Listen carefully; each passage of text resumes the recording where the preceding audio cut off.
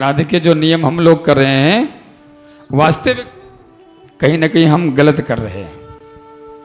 जो शास्त्र के हमारे पास तो मैं प्रमाण भी लेकर के आया हूं, इसको जरा दिखा देते हैं भैया। एक बार प्रमाण लेकर के आया हूं, इसमें पूरा प्रमाण लिखा हुआ है। कई पुराणों से हमने इसको निकाल रखा है।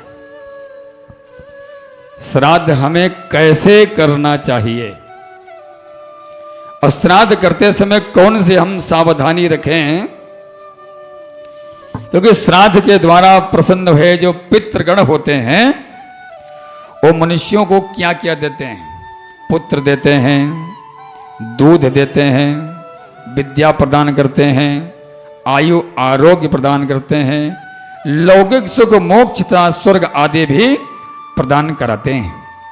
पद्म पुराण में कहा गया है हम लोग जो श्राद्ध करते हैं शुक्ल पक्ष की अपेक्षा कृष्ण पक्ष और पूर्वान की अपेक्षा अपराह्न श्राद्ध के लिए श्रेष्ठ माना जाता है। कभी कभी क्या होता है, लोग आज शाम को भी श्राद्ध करने लगते हैं। भाई ड्यूटी जा रहे नहीं कर पाए, लौट कर के आए, बोले शाम को कर देंगे, तो शाम को श्राद्ध नहीं करना चाहिए। ये मत्स्य पुराण और स्कंद पुराण में बताया गया है। पूर्वान में, शुक्ल पक्ष में, रात्रि में, और कभी कभी ऐसा होता है कि जन्मदिन आया और कहते हैं कि भैया जन्मदिन अपने पितरों के लिए कुछ दान कर दो। जन्मदिन पे पितरों के निमित्त श्राद्ध नहीं करना चाहिए। जिस दिन जन्मदिन हो, अपना हो या अपने बच्चे का हो, उस पे श्राद्ध नहीं करना चाहिए। कहते हैं कि सायंकाल में श्राद्ध नहीं करना चाहिए, और सायंकाल में श्राद्ध जब किया जाता है तो उसे राक्षसी बेला से जो सभी कार्यों में निंदित बताया गया है। ये मत्स्य पुराण और स्कंद पुराण में बताया गया है। दूसरा कहा गया है मनुस्मृति में कि रात्रि में भी श्राद्ध नहीं करना चाहिए। कभी कभी ऐसा हो जाता है कि नहीं कर पाए, शाम को भी नहीं कर पाए, बोले रात में कर देंगे। कई लोग हमारे पास आते हैं ऐसे, बोले महाराज जी क्या बताऊं, रात में श्राद्ध कर सकता हूं? मैं तो मना कर देता हूं, क्योंकि उसे राक्षसी कहा गया है। दोनों संध्याओं में तथा पूर्वान काल में श्राद्ध नहीं करना चाहिए, क्योंकि कुछ निषेध भी बताया गया है। चतुर्दशी को श्राद्ध नहीं करना चाहिए। ये हम नहीं करे, ये मनुस्मृति में लिखा हुआ है। क्योंकि परंतु जिनके पितर युद्ध में शस्त्र से मारे गए हों वो चतुर्दशी को श्राद्ध से प्रसन्न हो जाते हैं। अभी आपके भी सवाल का उत्तर दूंगा कि चतुर्दशी को श्राद्ध क्यों नहीं करना चाहिए। इसीलिए अमावस्या को श्राद्ध किया जाता है। यदि चतुर्दशी में श्राद्ध न कर सकें, करने वाला ना हो, तो जब अमावस्या हो उस दिन समस्त पितरों का ही श्राद्ध किया जाता है। इसलिए कहा गया है चतुर्दशी को श्राद्ध न करें। जिनकी मृत्यु शस्त्र से ना होकर स्वाभाविक ही चतुर्दशी को हुई हो, उनका श्राद्ध दूसरे दिन अमावस्या में ही करें। जो वीर गति को प्राप्त हुए हों, सेना में हों, बॉर्डर पे हों, देश की रक्षा में हों, यदि उनकी मृत्यु चतुर्दशी में हुई है और संस्कार भी हुआ है, तो उस दिन उनका श्राद्ध करना चाहिए।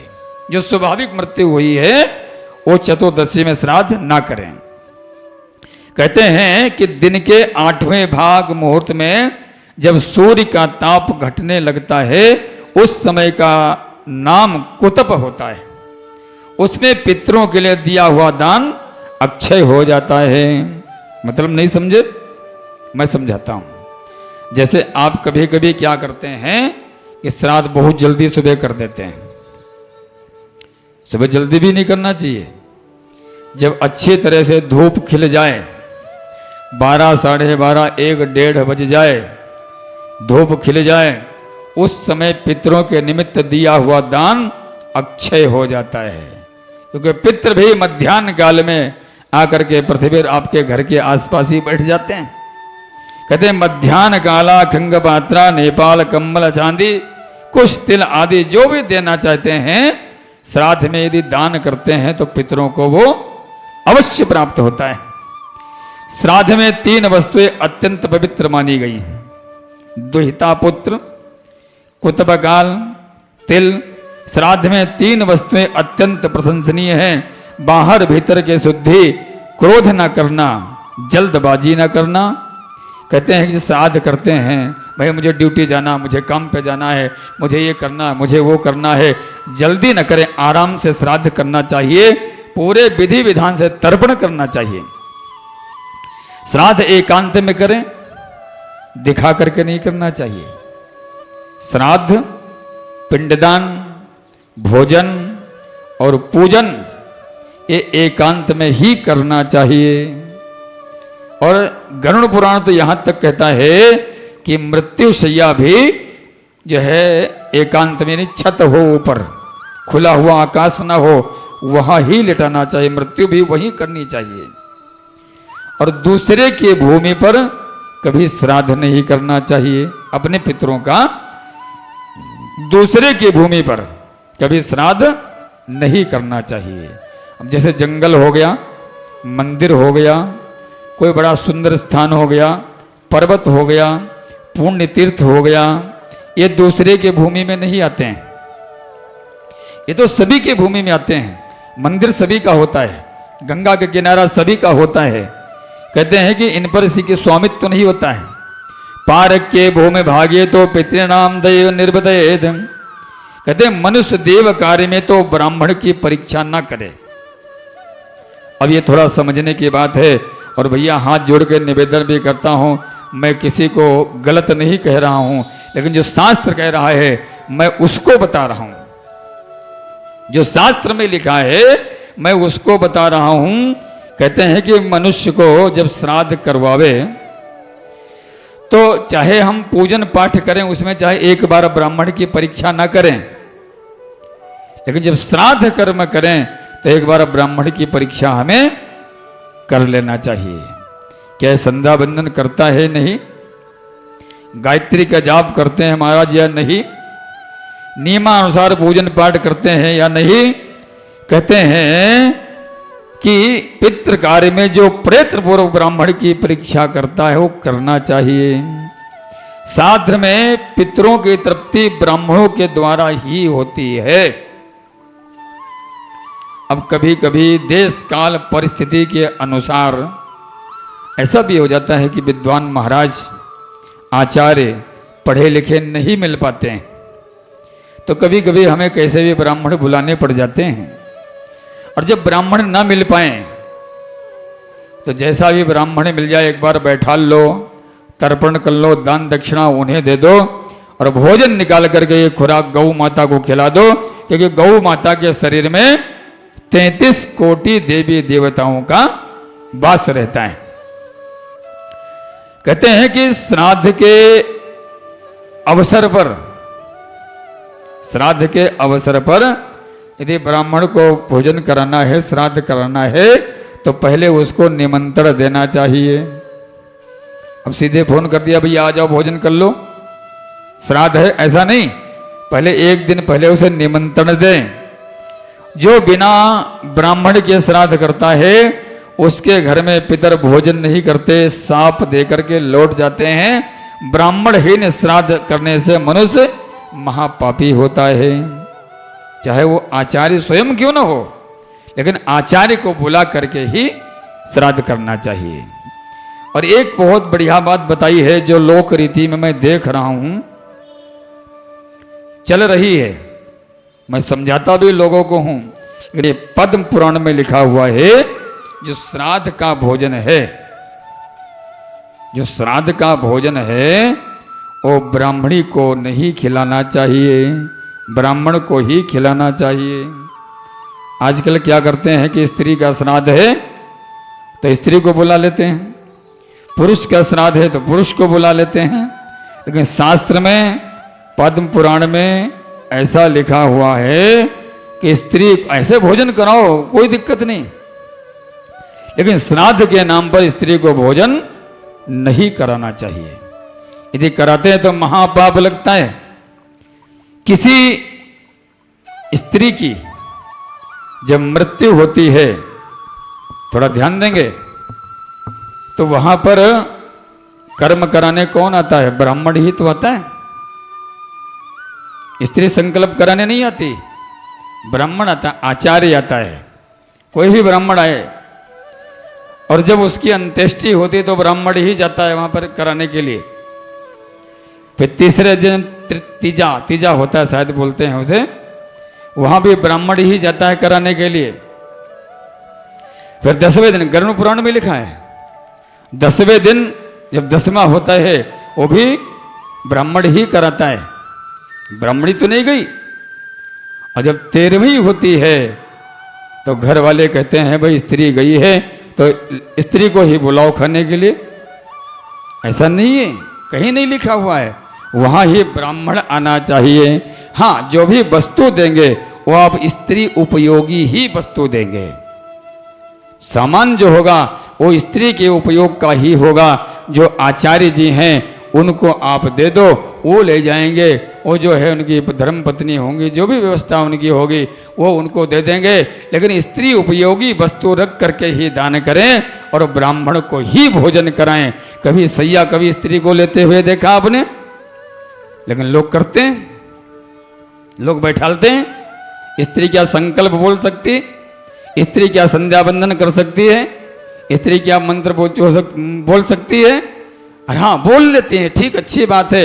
लेकिन बोलने के बाद भी उन्हें सैया ग्रहण नहीं करना चाहिए, ब्राह्मण को ही देना चाहिए। क्योंकि इसके लिए बताया गया है, अगला ये बृहस्पति पुराण में बताया गया है। और अगला कहते हैं यदि श्राद्ध भोजन करने वाले 1000 ब्राह्मणों के सम्मुख एक महान योगी आ जाए और आपके घर में भोजन कर ले तो 1000 ब्राह्मण के आगे एक ही योगी पर्याप्त है। यदि वो भोजन कर लेता है तो इस विषय पर मैं आपको एक छोटा सा प्रसंग सुनाना चाहता हूं। जब युधिष्ठिर जी महाराज ने राजसू यज्ञ किया था, राजगद्दी पे जब बैठ गए, चक्रवर्ती सम्राट बन गए, तो एक राजसू यज्ञ किया। उस यज्ञ में पहले के नियम ऐसे होते थे कि ब्राह्मण बड़े विद्वान हुआ करते थे और नियम ऐसे थे कि जो यज्ञ में घंटे आदि रखे जाते थे ना बजाने के लिए, ये घंटे बजाने नहीं पड़ते थे। जब यज्ञ पूर्ण होता था, पूर्णाहुति हो जाती थी और सभी ब्राह्मण आचार्य भोजन से तृप्त हो जाते थे तो घंटे घड़ियाल अपने आप बजना प्रारंभ हो जाते थे। अब युधिष्ठिर जी महाराज का यज्ञ जब पूर्ण हुआ तो सभी आचार्यों को, ब्राह्मणों को, ऋषि मुनियों को, सभी को बुलाया, सबको भोजन ग्रहण कराया। लेकिन यज्ञ में जो घंटा रखा था, शंख ध्वनि होनी थी, वो अपने आप नहीं हुई। युधिष्ठिर जी महाराज थोड़ा चिंतित हो गए कि माधव क्या करूं, प्रभु क्या करूं, लगता कि मेरा यज्ञ ही पूर्ण नहीं होगा। बोले क्या हुआ? बोले यज्ञ के घंटे तो बजे नहीं। बोले सबको भोजन करा दिया। इसी से आप दृष्टांत से समझ जाना कि विद्वान ब्राह्मण को लाना कोई छोटी मोटी बात नहीं है। वो जल्दी भोजन करने के लिए तैयार भी नहीं होता है, उसका तप नष्ट होता है, भजन नष्ट होता है। ठाकुर जी ने कहा कि सबको भोजन करा दिया। बोले महाराज सबको भोजन करा दिया। बोले महाराज तुम्हारे राज्य में एक संत ऐसा है जिसने अभी भोजन ही नहीं किया। बोले महाराज कौन है? बोले जन्नू ऋषि। जन्नू ऋषि ऐसे संत हैं जो कुटिया में बैठे हुए भजन कर रहे हैं, उन्होंने तो अभी भोजन नहीं किया और जब तक वो ऋषि महात्मा भोजन नहीं करेंगे तुम्हारा यज्ञ पूर्ण नहीं हो सकता है। युधिष्ठिर जी महाराज बैठ के रथ पे पहुंच गए। महाराज चलिए, हमने यज्ञ किया, बहुत बड़ा यज्ञ किया है, उस यज्ञ की पूर्णाहुति के लिए महाराज आप पधारिए। आप जो है भोजन स्वीकार करेंगे तब हमारा यज्ञ पूर्ण होगा। ऋषि ने कहा कि राजन मैं भोजन तो अब क्या कर लूंगा चल करके, लेकिन मेरा एक नियम है। बोले क्या? जो मुझे 1000 अश्वमेध यज्ञों का फल प्रदान करेगा मैं उसी के घर में भोजन करूंगा। युधिष्ठिर जी ने कहा महाराज 1000 यज्ञ? बोले हाँ। बोले आपके घर में मैं भोजन करूंगा, मैं आपके पापों का भक्षण करूंगा, क्योंकि अन्न के द्वारा जो पाप होते हैं वो जाते हैं। महाराज मैं 1000 यज्ञों का जो मुझे फल चाहिए। ये दुष्ट जी ने कहा महाराज एक यज्ञ तो पूरा नहीं हुआ और आप 1000 यज्ञों का फल मांग रहे। लौट करके चले आए। अर्जुन गए, भीम गए, नकुल गए, सहदेव गए, सब लोग गए, लेकिन ऋषि आने को तैयार नहीं हुए। अंत में द्रौपदी को पता चला कि भाई महाराज नहीं पधार रहे हैं। द्रौपदी ने कहा कि मैं जाऊंगी, मैं जाऊंगी बुलाने के लिए, ऋषि को लेकर के आऊंगी। ये दुष्ट जी चिंतित बैठे थे कि देवी तुम लेकर के आओगी, मैं चक्रवर्ती सम्राट गया और महाराज आने को तैयार नहीं हुए, तुम्हारे कहने से आ जाएंगे। बोले महाराज प्रयास करती हूं, जाकर के देखती हूं, हो सकता आ जाए। द्रौपदी जी ने रथ लिया, रथ में नहीं बैठी, रथ के आगे आगे पैदल चलना प्रारंभ हो गई। जूते लिए, लेकिन जूते पहने नहीं, बगल में दबा लिए और चले दिए और जा करके साष्टांग चरणों में लेट गई। महाराज मैं आपको प्रणाम करती हूं। संत ने आशीर्वाद दिया, बोले महाराज आप भोजन करने पधारे। संत ने कहा कि पुत्री तुम्हारे पति भी आ चुके, तुम्हारा सेनापति आ चुका, राज्य के लोग आ चुके, बेटे मेरा नियम भी है और उस नियम को यदि आप पालन कर सकें तो आप करें, मैं आपके यहां भोजन करूंगा। द्रौपदी जी ने कहा कि महाराज आप हाथ में जल लें और संकल्प करें, आपको 1000 मांग रहे हैं, महाराज आप 10-20 हजार यज्ञों का संकल्प ले लेंगे, महाराज तो मैं आपको यज्ञों का संकल्प दे दूंगी, मुझे मेरे पास क्या फर्क पड़ने वाला है। अब संत बड़े चिंतन में, बोले ये एक यज्ञ अभी पूरा नहीं हुआ और जो है ये 10-20 हजार यज्ञों का फल कहां से दे देगी। बोले महाराज आप ही लोगों ने कहा है कि संत मिलन को जाइए तज माया अभिमान, जो जो पग आगे बढ़े कोटिन यज्ञ समान। महाराज इतने हजारों कदम में पैदल चल करके आए हो, जब एक कदम पे 1 कोटि यज्ञ के फल का फल प्राप्त होता है तो महाराज 1000 क्या 10-20 हजार आपको यज्ञों का फल प्रदान कर दूंगे। महाराज लीजिए और आप भोजन करने पधारिए। आपसे निवेदन है जब तक आप भोजन हमारे घर में नहीं करेंगे हमारा यज्ञ पूर्ण नहीं हो सकता है। और अंततो गत्वा द्रौपदी की हट के आगे संत को आना पड़ा, संत को भोजन करना पड़ा और जैसे संत ने भोजन किया तो अपने आप घंटे बजना शुरू हो गए। बोलिए नारायण भगवान की। कहने का मतलब यह है कि 1000 ब्राह्मणों को यदि श्राद्ध में हम भोजन करा रहे हैं और वहां एक महान योगी यदि हमें मिल जाए तो वो जो है हमारा श्राद्ध सफल हो जाता है। 1000 ब्राह्मण कुछ नहीं, केवल एक योगी उसे पूर्ण कर देता है। और दूसरा कहा गया है विष्णु पुराण में 10 लाख बिना पढ़े हुए ब्राह्मण भोजन करते हैं। जिस श्राद्ध में बिना पढ़े हुए 10 लाख भोजन करते हैं, यदि वहां वेदों का ज्ञाता एक ही ब्राह्मण भोजन कर ले और संतुष्ट हो जाए तो 2 भी 10 लाख के बराबर होता है। देव कार्य में 2 ब्राह्मण और पितृ कार्य में 3 अथवा दोनों में 2-2 ब्राह्मण हो, एक ब्राह्मण भोजन करना चाहिए। अत्यंत धनी होने पर, जैसे बहुत पैसे वाले हो गए, बहुत श्रद्धा वाले हो गए और घर में श्राद्ध आया तो लोग बाग बहुत विस्तारित कर देते हैं, बहुत सारे से लोगों को बुलाते हैं, ये रिश्तेदार बुलाओ, वो रिश्तेदार बुलाओ, उसको भी बुलाओ, वो भी ध्यान है। एक चीज मुझे और ध्यान आ रही है, अब लोग कह रहे होंगे कि कथा से कहाँ जा रहे हैं हम। अब कल आपने मुझे छेड़ दिया था तो हम लेके बैठ गए और मुझे कोई छेड़ दे फिर कहना है फिर तो हनुमान जी प्रकट हो जाओ भैया गदा लेकर के। कहने का मतलब यह है कि कभी कभी हम जब पितरों की पूजा करते हैं तो विचार आता है कि भैया हमारे ध्याने भी तो हैं, हम ध्याने को बुला लेंगे और जो सामान होगा, वस्तु होगी पितरों को देने वाली, वो हम ध्याने को दे देंगे। ऐसा सोचते हैं ना कभी कभी, ये गलत करते हैं। ऐसा नहीं होना चाहिए।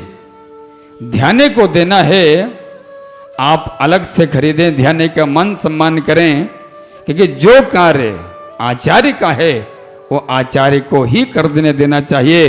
क्या ध्याना लेते हुए संकल्प पढ़ेगा, ध्याना संध्या वंदन करेगा, करता है, ध्याना नियम संयम से रहता है, ध्याने को देना है, प्रसन्न करना है, तो आप जो कार्य ब्राह्मण से कराते हैं वो ब्राह्मण से ही कराएं। जो दान पुण्य करना है पितरों के निमित्त, श्राद्ध निमित्त, वो ब्राह्मण को ही दान करें। और ध्याने को देना भैया अलग से खरीद के लाओ, बढ़िया सा लाओ, तब दान करो। लोग क्या करते हैं कि एक साथ में 2-3 कार्य करना चाहते हैं कि पितरों का भी कार्य हो जाएगा, ध्याना भी हमारा प्रसन्न हो जाएगा, और ये भी हो जाएगा कि मुझे ही दिया। ऐसा नहीं होना चाहिए। ध्याने को देना है। अब वहां जो आचार्य जी बैठे पूजन पाठ संकल्प करा रहे होंगे और आप अपने ध्याने को देने लगे, तो आचार्य जी मना क्यों करेंगे? ठीक, आपकी इच्छा है, आपकी श्रद्धा है, आप कहीं भी दो, वो नहीं, लेकिन मैं यहां से कर सकता हूं। मैं यहां से इसलिए कर सकता हूं कि मुझे क्या चाहिए, मैं तो निस्वार्थ सेवा सभी कर रहा हूं, न मुझे आवश्यकता है। हनुमान जी महाराज आशीर्वाद दे रही है, मेरे लिए बहुत है। इसलिए जब भी कोई कार्य करें वो ब्राह्मण को ही दान पुण्य करें।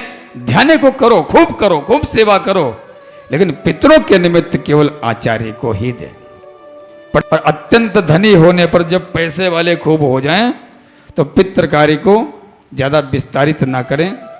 जो भी हमारा नियम चला हुआ रहा है उतने पर ही लेकर के चलें।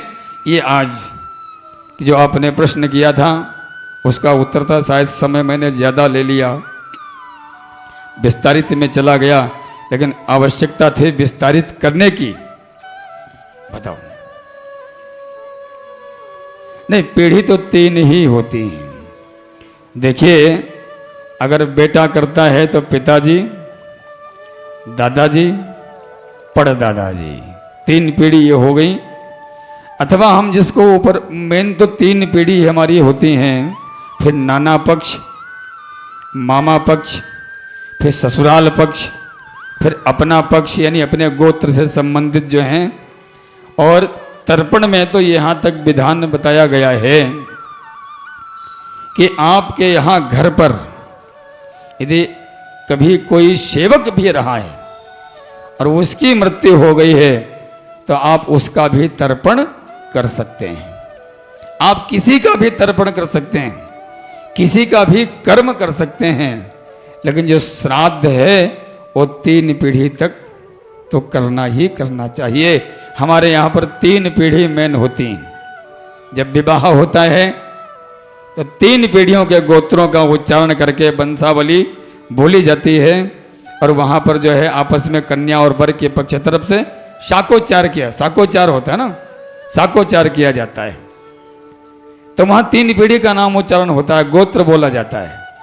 जब किसी की मृत्यु होती है तो मैंने ऐसा पढ़ा है, जब पिंड दान किए जाते हैं वहाँ पर भी 3 पीढ़ियों के ही गोत्र बोले जाते हैं, नाम बोले जाते हैं। उन पिंडों को सपिंडीकरण किया जाता है। इसलिए 3 पीढ़ी तो हमारी मेन है।